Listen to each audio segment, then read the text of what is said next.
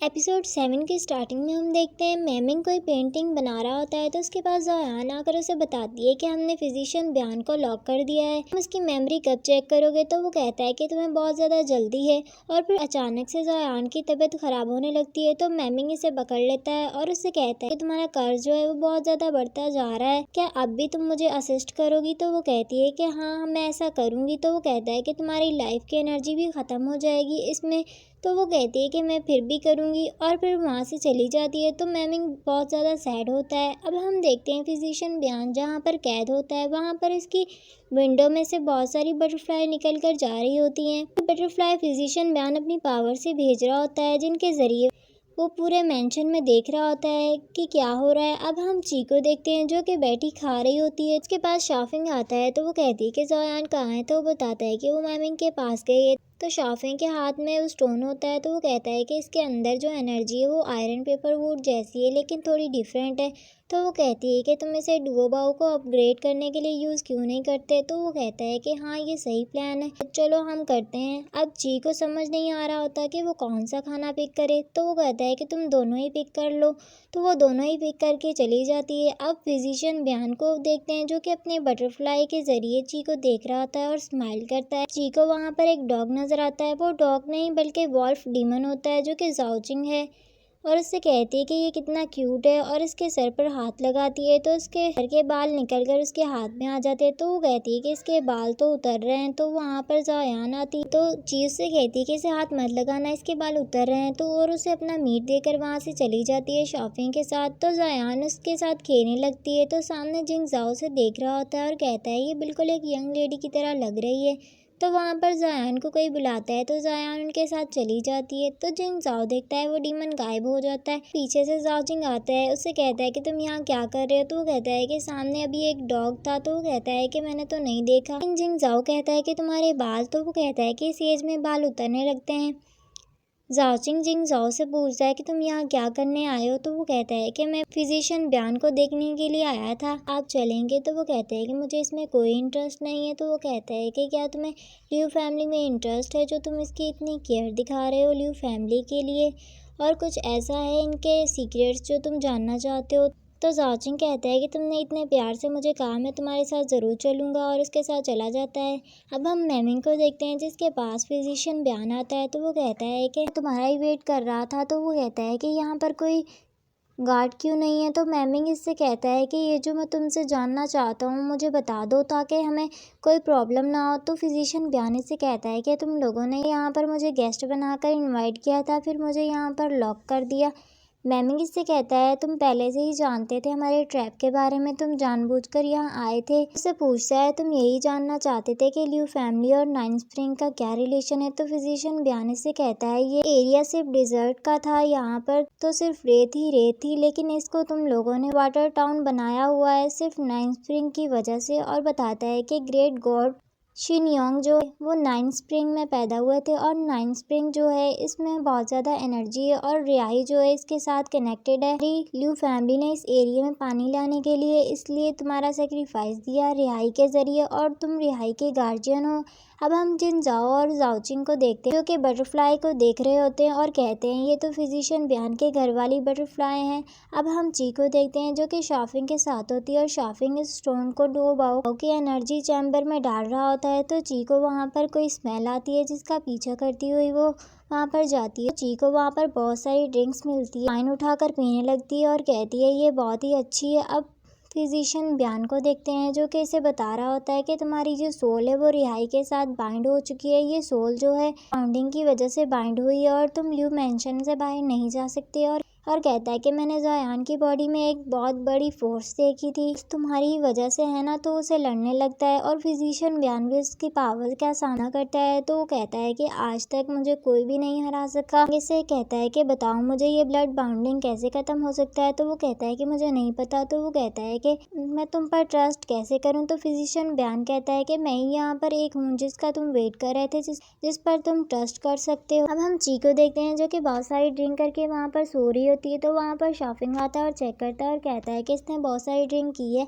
अब हम मैमिंग को देखते हैं जो कि फिजिशियन ब्यान से कहता है जब ची की मेमोरी को वापस लाने की कोशिश की थी तो ची ने बताया था रिहाई के बारे में, यही सब कुछ जो तुम बता रहे हो, जो तुमने बताया है।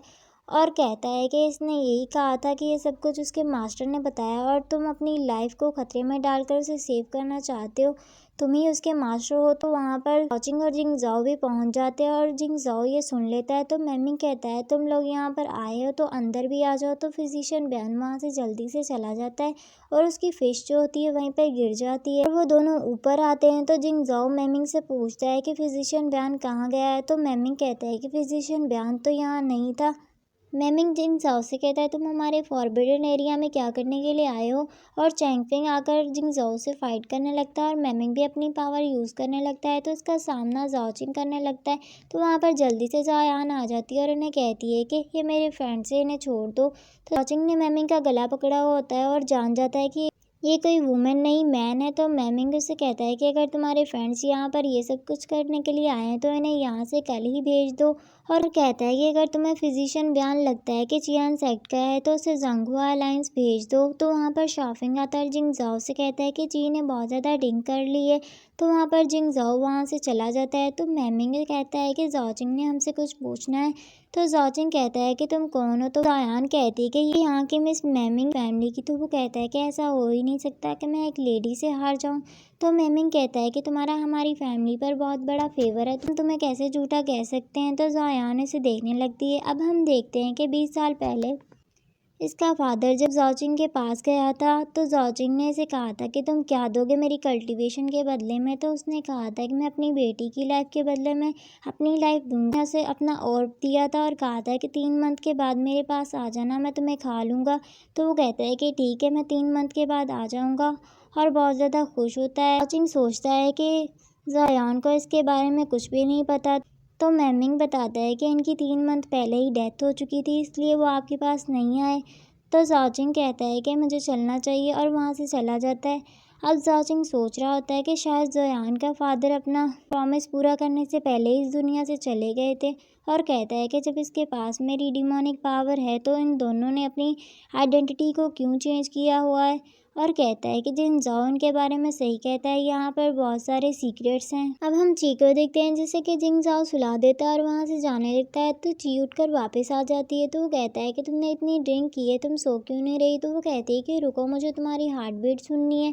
और उसके करीब जाने लगती है तो उसे लगता है कि ची उसे किस करने लगी है, लेकिन वो वहाँ से एक पत्थर उठाती है और कहती है कि डूबा देखो, ये बिल्कुल तुम्हारी आंखें इसकी तरह हैं। और उससे कहती है कि रुको, मैं तुम्हारे अंदर क्रिस्टल इंस्टॉल करती हूँ। कहता है कि मैं डुओ बॉल नहीं हूँ। जाओचिंग को पत्थर मारती है और उसे शॉपिंग कहती है और वहीं पर सो जाती है।